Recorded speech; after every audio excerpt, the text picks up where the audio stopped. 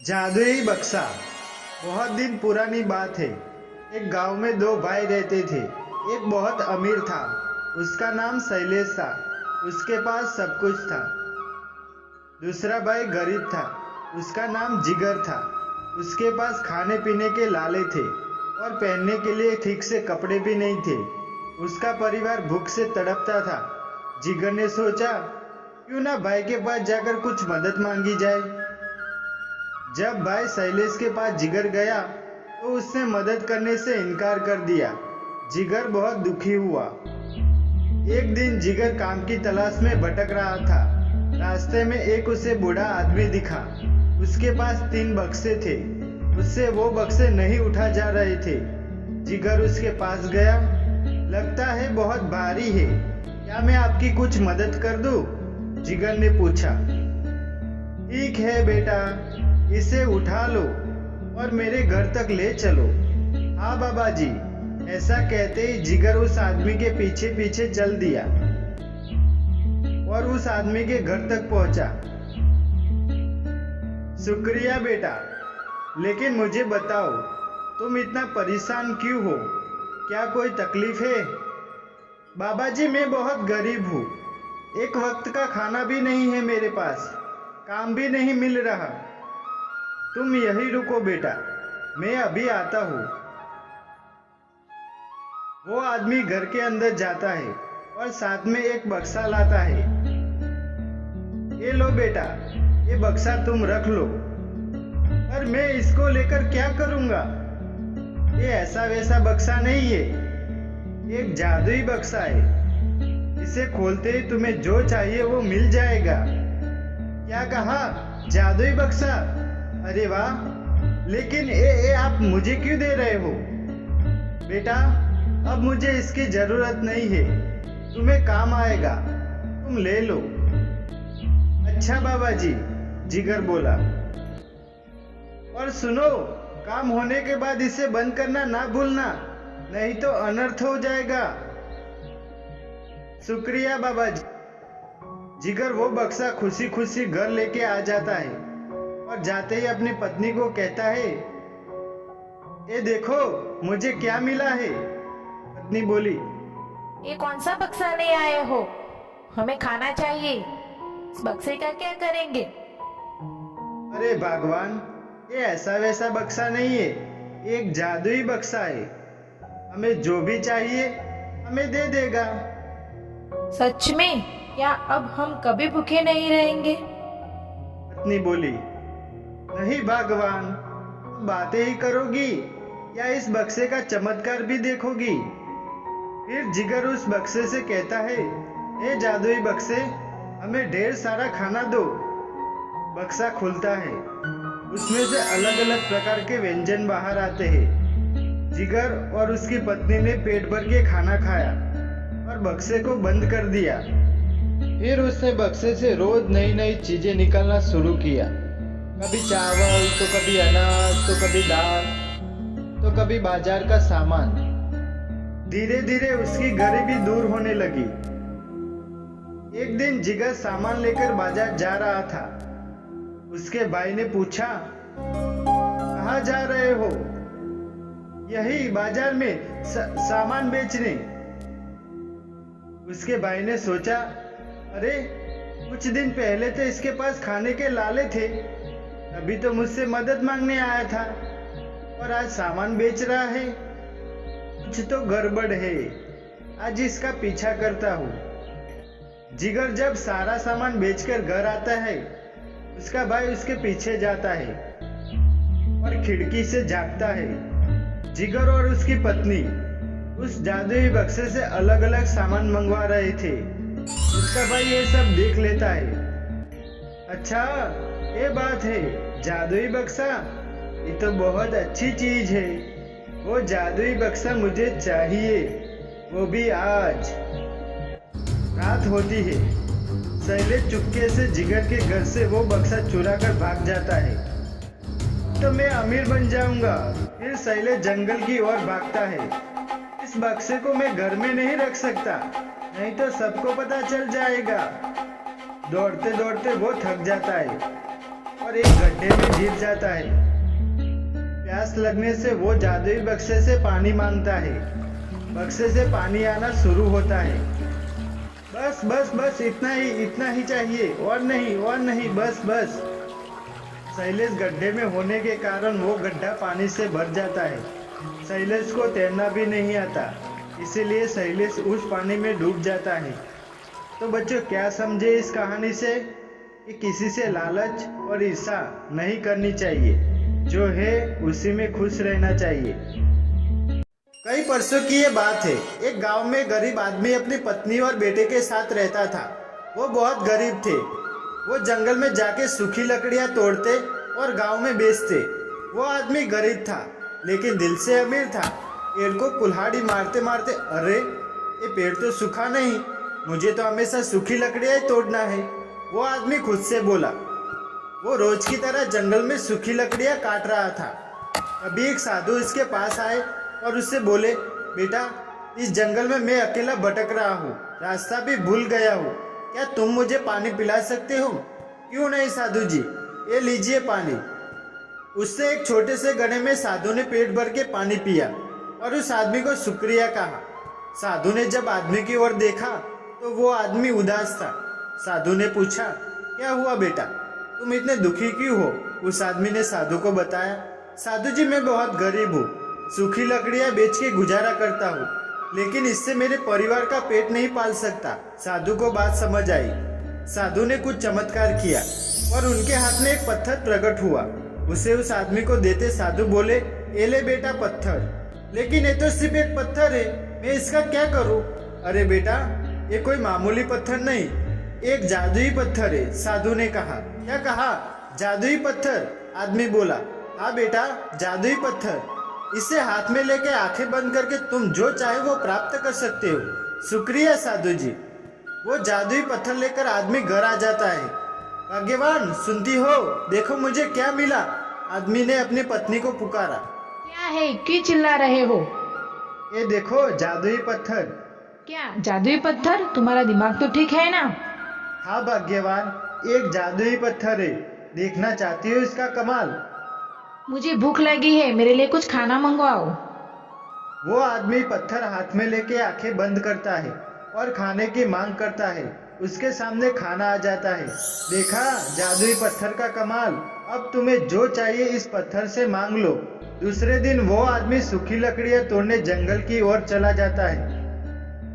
उस आदमी के जाने के बाद उसकी पत्नी और उसका बेटा उस पत्थर को हाथ में लेके आंखें बंद करके जो चाहे वो मांग लेते हैं। बड़ा सा घर, टेबल, कुर्सियां आदि, उनके घर का माहौल ही बदल जाता है। शाम होते ही वो आदमी घर वापस आता है। अरे ये मेरा घर है, मेरा घर तो छोटा सा था। उस आदमी की पत्नी दरवाजे पे खड़ी रहती है और पति को देख बोलती है, अरे सुनो, ये आप ही का ही घर है, ये सब जादुई पत्थर का कमाल है। जादुई पत्थर से उन्होंने सारी जरूरत की चीजें हासिल कर ली। कुछ दिन बाद एक साधु उनके दरवाजे पे आते हैं और आवाज देते हैं, सुनो बेटी, मुझे थोड़ा सा पानी पिला दो, प्यास लगी है। वो आदमी घर के अंदर से अपनी पत्नी को पूछता है, कौन कमबख्त है जो पानी मांग रहा है? पता नहीं, कोई भिखारी लगता है। भगाओ उसे अपने घर से, उसका पति अंदर से बोलता है। चले जाओ यहाँ से, यहाँ पानी वानी नहीं मिलेगा। पत्नी ऐसा बोलकर दरवाजा गुस्से से लगाती है। वो साधु वहां से चला जाता है। इधर उस आदमी के बच्चे को बहुत भूख लगती है। वो बच्चा माँ से बोलता है, माँ मुझे बहुत भूख लगी है, मुझे कुछ खाने को दे दो। फिर उस आदमी की पत्नी जादुई पत्थर को हाथ में लेके आंखें बंद करती है और खाने की मांग करती है, पर इस बार कोई खाना नहीं मिलता। पत्नी बोलती है, अरे इस पत्थर को क्या हो गया, काम क्यों नहीं कर रहा? फिर वो आदमी जादुई पत्थर को हाथ में लेके आंखें बंद करता है, पर इस बार भी पत्थर काम नहीं करता। तभी वो आदमी सोचता है कि दरवाजे पे जो आदमी आया था उसी ने ही मुझे पत्थर दिया था।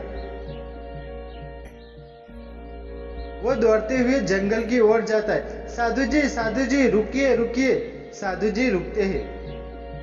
फिर वो आदमी हाथ जोड़कर उनके सामने खड़ा होकर बोलता है, साधु जी मुझको माफ कर दो, बहुत बहुत भारी गलती हो गई मुझसे। मैं मेरी पत्नी को पता नहीं था, वो पहचान नहीं पाई।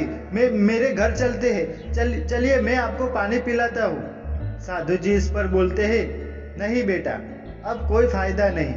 तुम अच्छे इंसान थे, इसीलिए वो पत्थर तुम्हारा साथ दे रहा था। अब वो पत्थर तुम्हारे कुछ काम का नहीं। धन आते ही तुम्हारे अंदर की इंसानियत खत्म हो गई, इसीलिए वो जादुई पत्थर अब तुम्हारे किसी काम का नहीं। ऐसा कहते ही साधु वहां से चले जाते हैं। वो आदमी फूट फूट कर रोने लगता है। तो बच्चों, क्या सीख मिली इस कहानी से? कि इंसानियत कभी नहीं भूलनी चाहिए, चाहे हम गरीब हो या अमीर। घमंडी दूध वाला। वीरपुर नामक एक गांव में एक गरीब किसान रहता था। उसका नाम जिगर था। वो अपनी पत्नी पायल और बेटे आर्यन के साथ रहता था। उसके पास छोटा सा जमीन का टुकड़ा था, लेकिन पानी की कमी के कारण खेती करना बड़ा मुश्किल था। बारिश के मौसम में ही एक ही फसल ले पाता था। उससे उसके परिवार का गुजरान बड़ी मुश्किल से हो रहा था। इसीलिए उसके ससुराल वालों ने उसे एक गाय दी थी। जिगर उसका दूध बेचकर अपने परिवार की जरूरतों को पूरा करता था, लेकिन दूध कम होने के कारण उसकी आमदनी भी कम थी, जिसकी वजह से जिगर अपनी पत्नी को हमेशा ताना मारा करता था, इतने कम पैसों में मेरा घर कैसे चलेगा? महंगाई तो देखो इतनी बढ़ गई है। अपने आसपास पड़ोस वाले को देखो कैसे मजे करते हैं। मेरी तो किस्मत ही खराब है जो ऐसी गाय तुम्हारे मायके वालों ने दी है। जिगर बोला। इस पर पायल बोली, देखो जी, तुम जितना कमा लेते हो उतने में मैं और आर्यन संतुष्ट हैं। मुझे और आर्यन को और कुछ नहीं चाहिए। अरे मैडम, तुम्हें नहीं चाहिए पर मुझे तो चाहिए ना। जितना पैसा कमाता हूँ उसमें से आधा तो इस गाय को चारा खिलाने में ही चला जाता है। जिगर ने जवाब दिया, वो सब मैं कुछ नहीं जानती हूँ। मेरे मायके वालों ने बड़े प्यार से एक गाय हमें दी है। पत्नी बोली, तो क्या इसे अपने सर पे बिठा के रखूं? कल ही बाजार जाकर इसे बेच देता हूँ, कुछ दाम मिलेंगे, इसे एक नई गाय खरीदता हूँ। जिगर बोला, नहीं नहीं, ऐसा कुछ मत करना, आपको मेरी कसम। पायल ने उसे अपनी कसम खिलाई और वहां से चली गई। जिगर सोचने लगा, कोई तो तरकीब होगी जिससे ये गाय ज्यादा दूध दे सके। ये गाय तो पत्नी बेचने नहीं देगी। मुझे इसी गाय से ज्यादा दूध निकाल के ज्यादा मुनाफा कमाना होगा। तभी उसे अपने मित्र दीपक की याद आई। उसके पास भी एक गाय है जो ज्यादा दूध देती है। जिगर झट से उसके पास गया। आओ भाई जिगर, आज यहाँ कैसे आना हुआ? क्या बताऊं दीपक, बहुत परेशान हूँ। मेरी गाय बहुत कम दूध देती है, इससे आमदनी भी बहुत कम होती है। इससे परिवार का गुजरान चलाना बड़ा मुश्किल हो रहा है। तुम्हारे पास भी एक गाय है जो ज्यादा दूध देती है। भाई जिगर, मैं अपनी गाय को चारा के साथ साथ खल भी खिलाता हूँ, इससे मेरी गाय ज्यादा दूध देती है।